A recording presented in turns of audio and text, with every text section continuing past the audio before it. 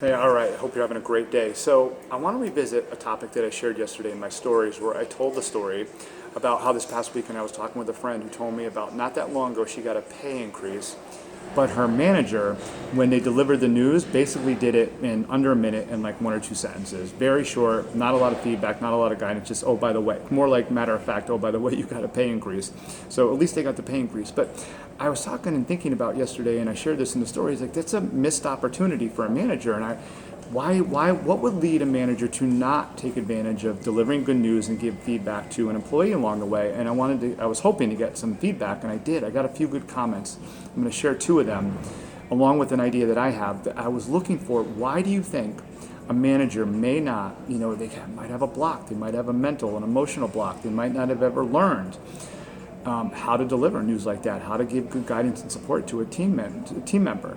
So I was very intrigued by this story, and then what comments I got back. So I'm going to share two, and I have one I'm going to share that I was thinking about too. So one of the comments I got back was along the lines of why a manager may not have delivered more news with this pay increase to an employee was, maybe they're just simply afraid of any kind of confrontation. That when you get in, even when you're giving good positive feedback, it may go off the rails a little bit, or it may go down a road that they're just not comfortable with. And that's true. Some managers are not comfortable with any kind of confrontation or, static between two people. So that's very true, very valid, because I want to unpack here how we can help managers like this in the future. Another one was, and I love this one, I got a comment from somebody who said, and thank you so much for the few of you who chimed in. Somebody said, maybe that manager never had a good manager, right? Maybe that manager never had a good manager. I love that one. That's so true. Maybe they never had a role model, never had somebody to show them the way, how it's done. That's very possible because, as you know, a lot of managers, they do something well, they do their job, they do a project well, they're a subject matter expert, and then boom, they're elevated into a manager's role, but they never really got good training and development on how to be a good manager. And then one idea I had, I don't think that this is why I'm throwing this in last. I don't think this is maybe the reason, but you never know.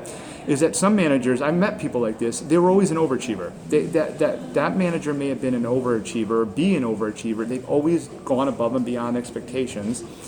They held themselves up to a high standard.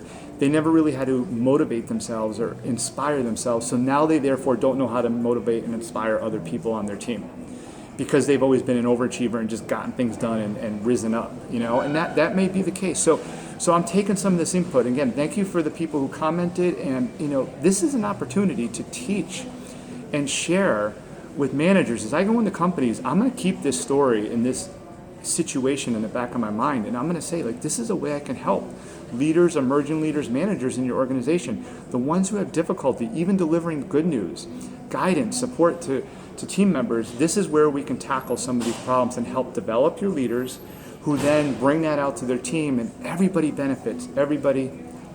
So more to come on that. Thank you for the input. This was such an interesting story.